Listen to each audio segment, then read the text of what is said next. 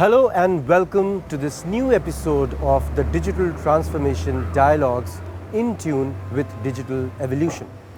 This is a series brought to you by the Economic Times in association with Daso Systems. My name is Muqbil Ahmed. I am the Executive Editor at the Economic Times, ETCIO and ETCISO. Now, before we move ahead with this discussion and conversation, let me add a brief context to it.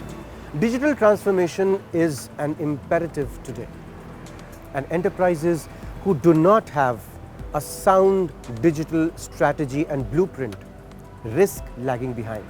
Therefore, in order for enterprises and businesses to survive and thrive, they need to leverage the modern tools that technology provides. And to have this discussion, I have with me a very knowledgeable speaker in our midst. It is none other than Mr. Mandar Sahasrabudhe, Group CTO, Kirloskar.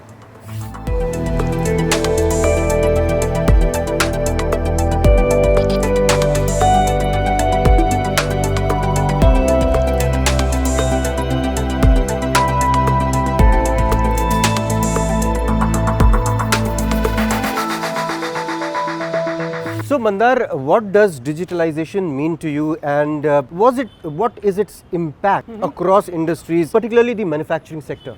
Very interesting question. I think, for me, in my opinion, digitalization means turning interactions, communications, business models, business processes into more digital ones.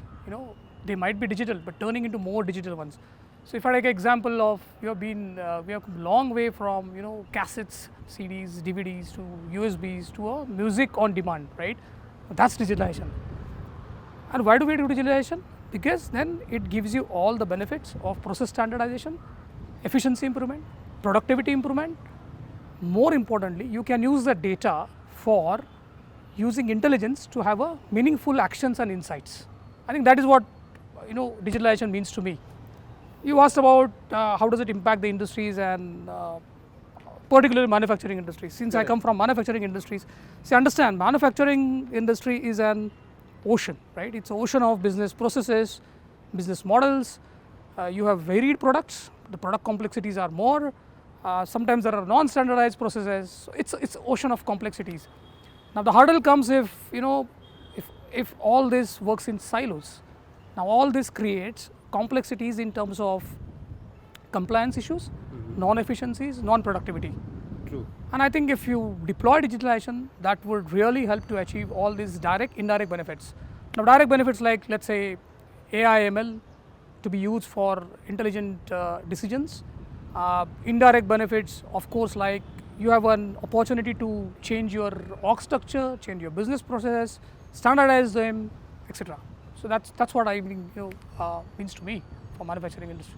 That's a great response, Mandar. And my next question is, how can modern smart technologies help companies, achieve something like smart manufacturing, something that, everyone is talking about these days?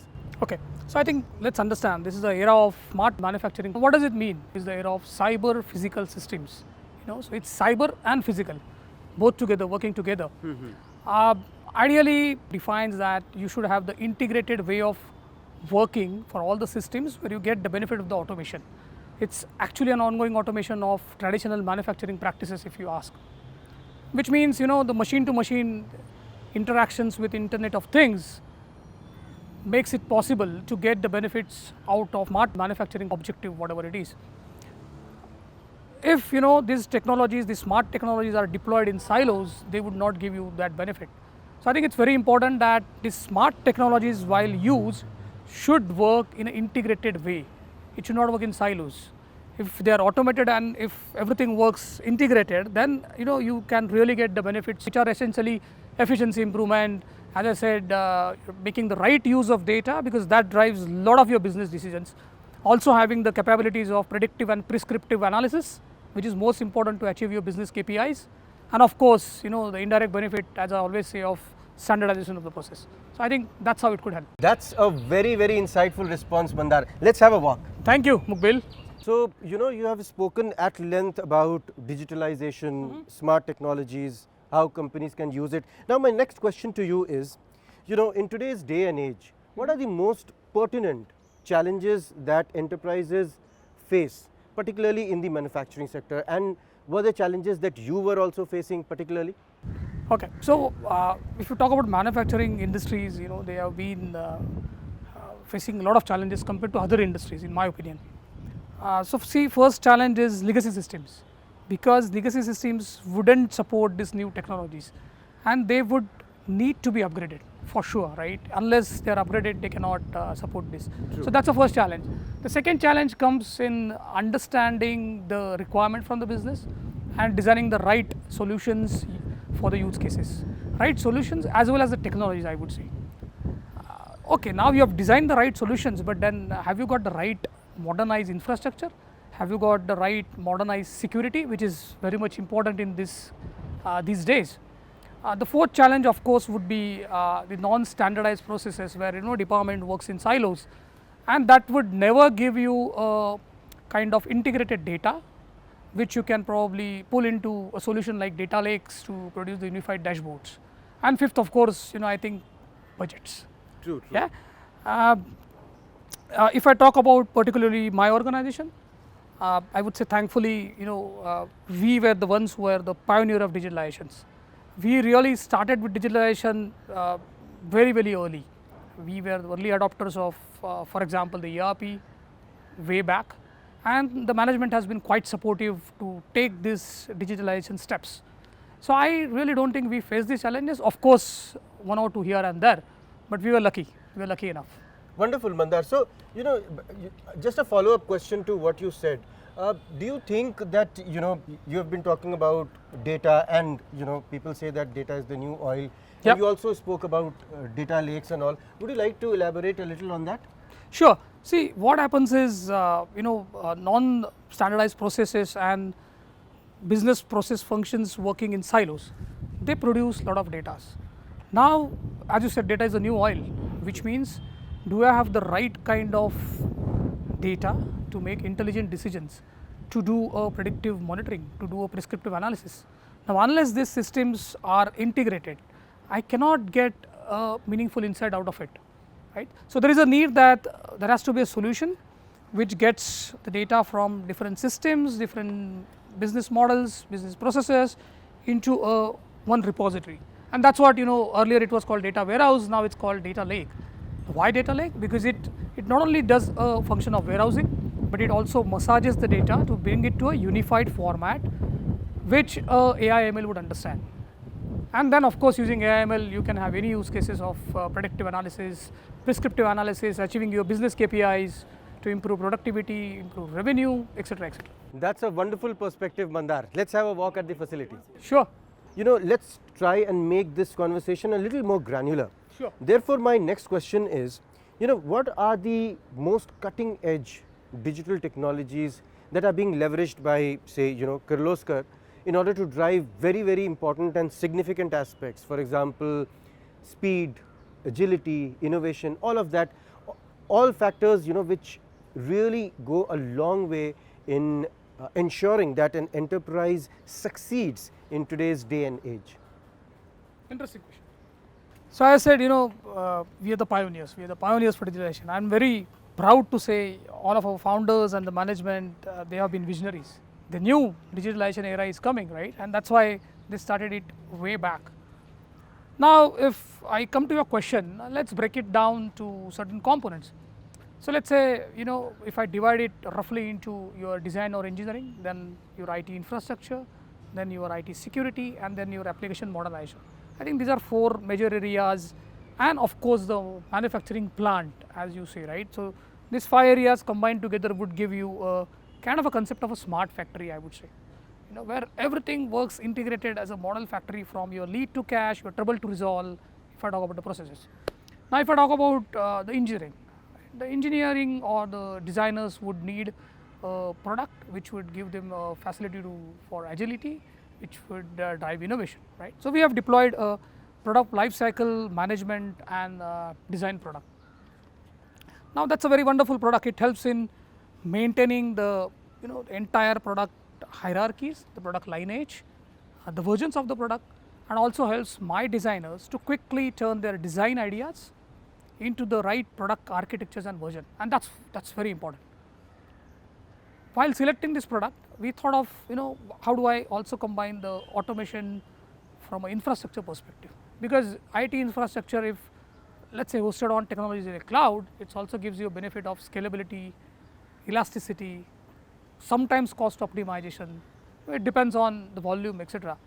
But I think to gain these benefits of mainly about scalability and elasticity, we thought to move our infrastructure on a cloud. So we deployed a hybrid strategy, which was of having a combination of on-premise and cloud Cloud-hosted technologies. Cloud-hosted technologies.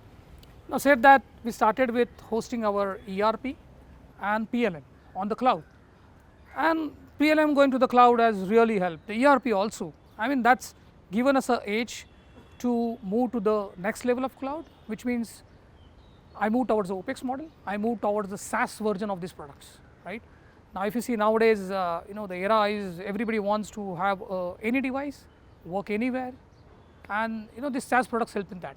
I mean, of course, it's also moving from capex to OPEX model. It depends, but then yes. So we embarked this journey of moving our ERP and PLM to the cloud. So that's was an infrastructure part. I talked about the PLM, which is design part. Coming to security modernization, of course, when you deploy these technologies, security most important from a digital perspective.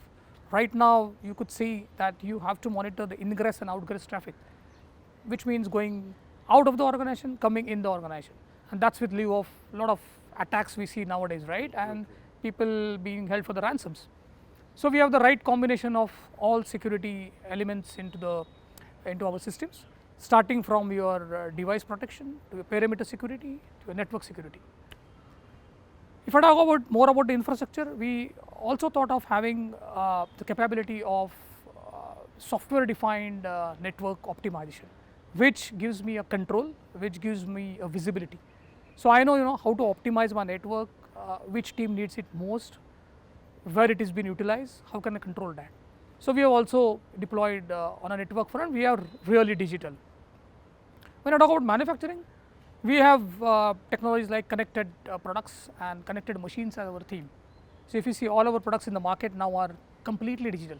They are with completely IoT facility, which means my manufacturing team or my service team rather can monitor the assets sitting at one place, wherever is the product. Even if it's a remote place, it's enabled by M2M SIM cards, right? The 5G technology coming into the picture. They can monitor the assets. They can route the service engineers visiting that, and that gives a predictive analysis, that gives me the capability to also optimize my field service utilization. When I talk about connected machines on an internal way, it gives me an opportunity to see how I can improve upon the operational efficiencies of these machines. So, our theme of connected products, connected machines have really worked well. We are also soon trying to see if we can leverage on the 5G infrastructure, which is right now at a nascent stage. True. And that would give me a capability to sort of do a separation between IT and OT network, and that's again needed from a security perspective. Apart from this, we thought, now we have done all this, now the data is coming out, as you rightly said, data is the new oil. How can I use this data, right? How can I make use of this data to achieve my business KPIs? And that's what everybody looks for, right? And that would be the real business enablement if I talk about the IT. So we have also deployed a AI based, if I call it as data lake solution, which helps me to get a unified dashboards, which helps me to achieve my business KPIs, because it gives me an intelligent data, it gives me a knowledge. It's not only data, right? It's turned into knowledge, and on that knowledge, I can definitely do meaningful actions which will then derive my business KPIs. So we also have this technology. So I think in nutshell, it's right from design to your product development to your infrastructure, security, manufacturing area, and finally getting the executive level dashboards. And I think that's a complete chain of digitalization, and that's why I said we are pioneers, right? Those are very, very pertinent points, Mandar. I must admit that. Mandar, what I also wanted to ask you is that, making the discussion more specific, is that how have Daso Systems Solutions really helped you, for example, in factors that we have been talking about, which were like speed, agility, innovation, productivity, all of those efficiencies. Would you like to elaborate on that? Sure. So, I must say that our partnership with Dassault has really helped us to achieve all those factors you talked about, right? Whether it is agility, whether it is speed, and whether it is innovation. If you see right now, it's a world where everybody needs a quick turnaround time, right? The lead times are very, very stringent. If I talk about a product development, the new product in the market is launched so quickly. So you need that speed and agility, right? And definitely then you need those technologies which offer that. So we embarked our journey with Dassault on the SaaS based and of course the cloud hosted PLM products, the product lifecycle management as they rightly say. Now the starting point for any product development, of course, engineering and design, right? So it has really helped our designers to quickly innovate, to quickly turn their design ideas into the right product architecture, and of course while maintaining the right product hierarchy and versions. The PLM product, if I say offers you features like also integration with your standard ERP systems, which means gone are the days when I have to manually prepare the product designs, I have to manually prepare the product BOMs. And now if you see, there are a lot of BOMs. It's not only one BOM, right? BOM means bill of material. So this product also offers me manufacturing BOM, it offers me E-BOM, it offers me product procurement BOM while integrating with ERP, which means even for my procurement, they exactly know the product version and history, they can track it and they order for the right product. So that's how this product has really helped. Also for the engineers, if they want to have a traceability of what they had done earlier and if they are trying something new, they always have that history maintained in the product, which means speed and agility. Earlier it was going back to the files, referring which product they had done, what was the components used, what were the technologies used. Now it's all one go. It's like a SaaS based product. You open your laptop, you open your browser, and that's it.